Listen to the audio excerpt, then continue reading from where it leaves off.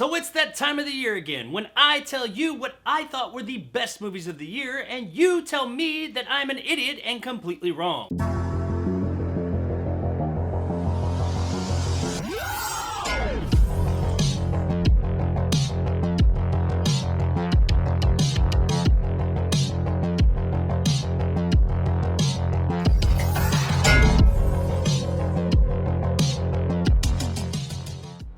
The top 10 best movies of 2021, in my opinion. 2021 was an interesting year that went by a lot faster than its bigger older brother, the decade that was 2020. The world started to get back to a little bit of normalcy. People started to come out of their caves that they've been hidden away in for the past year and a half. Movie theaters started to spring back to life. And movies that were made 2 years ago finally got released. Now, every movie on this list I have done an extensive review on my channel for, so if you want to know more in-depth thoughts about said movie, then go check out the review on my channel. That being said, I am not going to be doing a full review of all of these. I'm just going to kind of give you a quick recap and let you know how I felt about them. Also, there are movies that I reviewed this year that got higher ratings than some of the movies on this list, and that's okay. At the time, that's how I felt about the movies, and I still stand by those reviews. But when looking at everything that I saw this year, these are the 10 that stuck out to me. There have been movies that came out that would technically be considered better than some of these movies, but it doesn't matter because when I looked at this list, I said,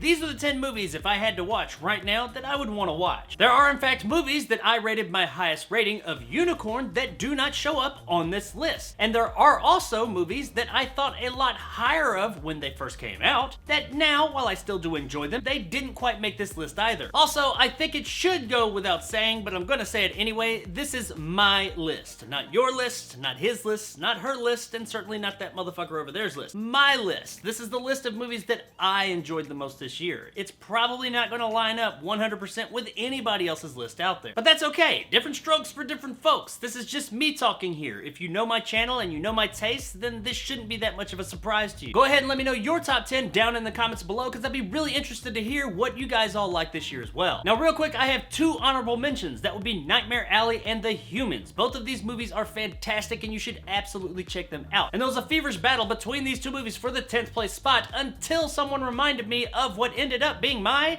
number 10.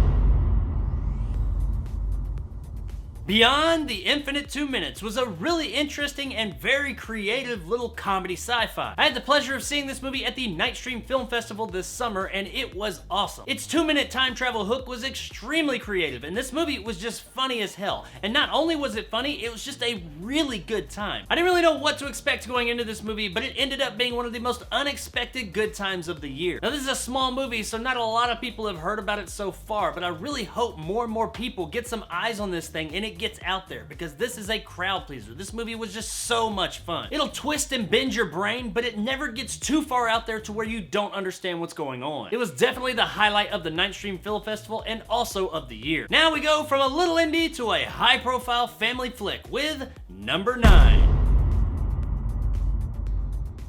The Mitchells vs. the Machines was an absolute delight to watch. And watch I did. Due to some of my younger kids in the house, this movie was played on TV pretty non-stop for about 2 to 3 months. And while that's a bit overkill, I can say that even though I've seen this movie probably about 35 times now, it was still a really enjoyable time. It never became annoying or grating. This is a really fun story that they've put together here. And behind that fun story, we have a story about this family and how they eventually have to let go and the kids have to go out into the world, but that could possibly even bring them together even closer. The father-daughter relationship at this movie's core was just wonderful. By the end, if you're not in tears, I bet you'll be pretty damn close, but they're gonna be tears of joy because this movie just feels really good. It was just a great time all around. Now, speaking of father-daughter relationships, now we're gonna move on to one that's a bit darker with number 8. Riders of Justice was a really good movie that I just did not see coming. One of the most interesting things about this movie would be the genre that it falls into, or actually genres. It's like a drama, thriller, comedy, all at the same time. It's a really odd mix, but man, they made it work here. The father-daughter relationship that we have on display in this movie is estranged, to say the least. But throughout the story of the film, we do see these two finally come together and form this somewhat unorthodox little family. And all the while, the dad's planning to revenge murder a bunch of people. I told you it was an odd mix. Mads Mikkelsen is amazing in this movie, and while I know that he has been getting quite a few more roles recently, there's still not enough Mads Mikkelsen in the world. Give this guy more roles. We need more movies like Riders of Justice, because this was absolutely one of the best movies of the year, and everybody needs to get out there and see it. Now, from father-daughters to brothers, and the magical bond that they have with each other, and zombies, with number 7. The Manson Brothers Midnight Zombie Massacre should be on this list if nothing else just for having such a badass name. But thankfully the movie doesn't just have a cool name, it's got a really good story too, and it is just fun as hell across the board. This is one of those movies that when I went into it, I was like, this is gonna be like super campy, and at best it's gonna be so bad it's good. But I was so wrong. This is a really well-made movie with satire galore, and the dialogue is really smart and really funny. Are there zombies that are a result of overuse of a Chinese steroid in it? Yes, there are, but man, there is just a really entertaining, fun as hell story and fantastic dialogue as well. When this movie ended, I just wanted more, and they set up a sequel that I just cannot wait for because it sounds fucking amazing. Don't discount this flick because it is one of the best times I had outside of the bedroom in 2021. Now, from zombies to cowboys, we're gonna mosey on over to number 6. Old Henry. I can't just say Old Henry. For some reason, whenever I talk about this movie, I gotta say Old Henry. Whatever, it's a thing. Now, this is a Western, and I know Westerns have fallen on bad times in the past, I don't know, 50 years. But every now and then, we get one that's really cool, and Old Henry is one of those. The movie itself is a slow burn, but it's really interesting and has some great performances. But it's the final third of the movie and some pretty big revelations that we get there that makes this movie truly shine. Now, don't discount the first 2/3 of the film because you need those for this final third to work. But man, once you get to that final third, it is just fucking awesome. I had such a good time with this movie, and it left a hell of an impression on me. I can't really say much about it for fear of spoiling things, and that would ruin the entire experience, but just know that Old Henry was an awesome movie and absolutely worth your time. And that takes us from a somebody to a nobody with number 5.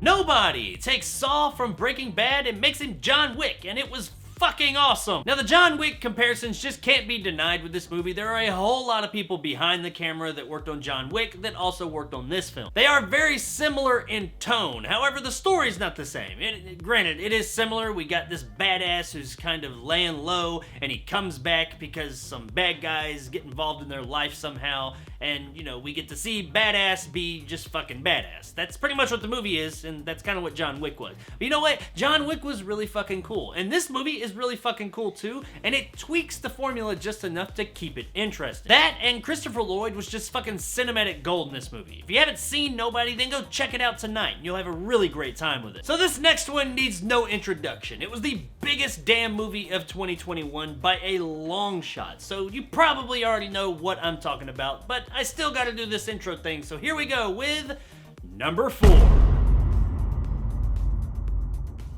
Spider-Man No Way Home was a movie that going into it, while I figured I was going to be entertained, I never expected to be quite as entertained as I actually was by this thing. In fact, I was kind of worried about No Way Home. It had so many villains and possible other things crammed into it, I thought it was gonna end up being too much. Like they were just cramming in a bunch of nostalgia and other stuff like that to get people oohing and eyeing at the screen, and it would just end up being a muddled mess, but it was anything but that. This was some masterful filmmaking. They had so many opportunities in this movie to screw things up, but they just hit the mark time after time after time. This was a fantastically well done movie and the best MCU movie released in quite some time. At the time of recording, it still hasn't been out that long, even though I know based on the box office numbers it's doing that pretty much everybody's seen it, but I don't want to say too much about it because there are a whole lot of spoilers in it and I don't want to spoil that for people. Just know that if you are a Spider-Man fan as a whole, you are probably going to enjoy this movie. They take nostalgia and story and just mix it all together just right. So here's one that's gonna probably upset a few people, and not so much that it's on the list, but probably because it's on the list in front of some of the other movies on this list,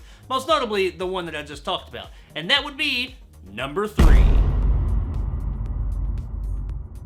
Zack Snyder's Justice League was an epic of epicness of film. We went for years hearing about this mythical Snyder cut that most people had kind of come to the conclusion just didn't exist, and if it did exist, nobody's ever gonna fucking see it, just to be surprised that, hey, guess what? We're releasing it! And not only are they releasing it, they're gonna pump a whole lot more money into it to finish it and add a few things and make it even more awesome. And even more on top of that, it's going to be a 4-hour-long movie. Holy shit, how did this movie happen? I don't know, but it did, and it was pretty damn awesome. The movie's not perfect, it does have some issues here or there, but for a 4-hour movie to hold my attention the entire time, that unto itself is a feat. The movie is broken up into parts, so you can kind of watch it like a TV show episodically, but me myself, I watched it all the way through twice, and I enjoyed the hell out of it both times. It gave us everything we wanted out of a Justice League movie, and a whole lot more, with the exception of the opportunity for a sequel. But that doesn't change the fact that this epic movie was just that, an epic, and it absolutely earned a spot on this list. Now next on our list, we have the top spot before the top spot, aka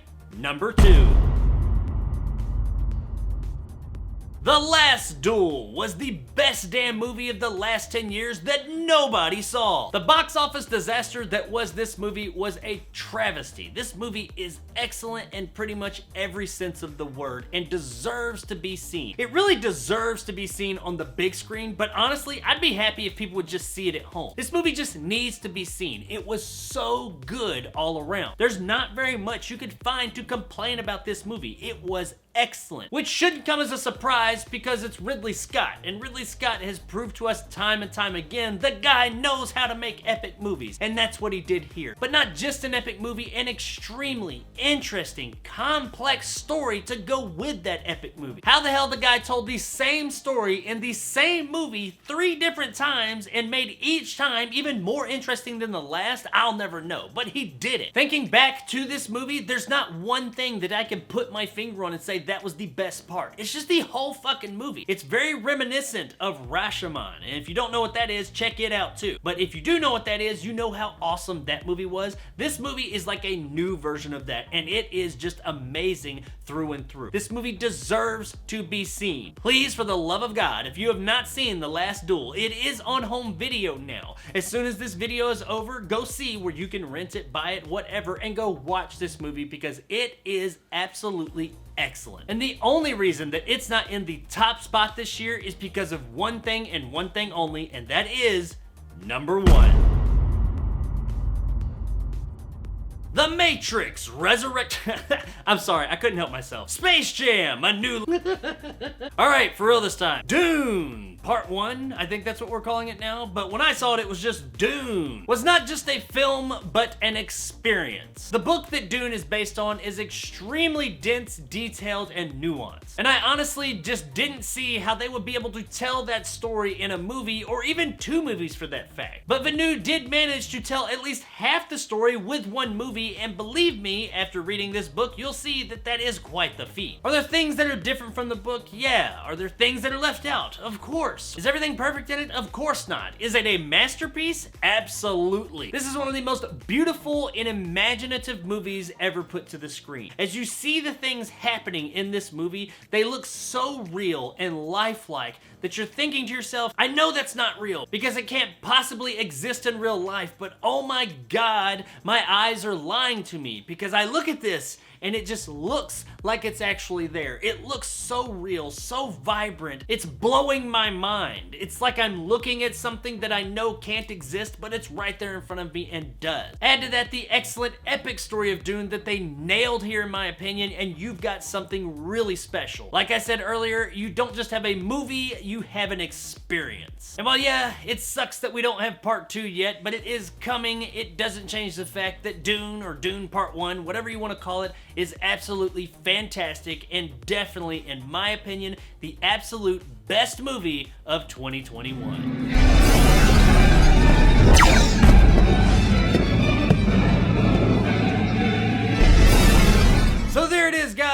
my top 10 best movies of 2021. I hope you guys enjoyed this, and while you may not have agreed with every entry on my list, I hope there are some that spoke to you. Some of these movies you said, oh yeah, that movie was great. They are all phenomenal movies that are absolutely worth your time. Now, while I saw a lot of movies this year, I didn't see every movie that came out this year, so there may be some notable exceptions. But this was definitely the best of what I did see. So I hope you guys enjoyed this list, and if you did, hit that subscribe button and help my little channel grow. If you want to help out the channel, check out my Patreon in the description below. Become a jarhead and get some of the awesome benefits to go along with that, like these guys, and possibly join my top tier and become a bad motherfucker like my man Greg C. and Dragon Con. If you liked what I had to say, give me a like. If not, let me know in the comments below why. And as always, stay sexy, Hollywood.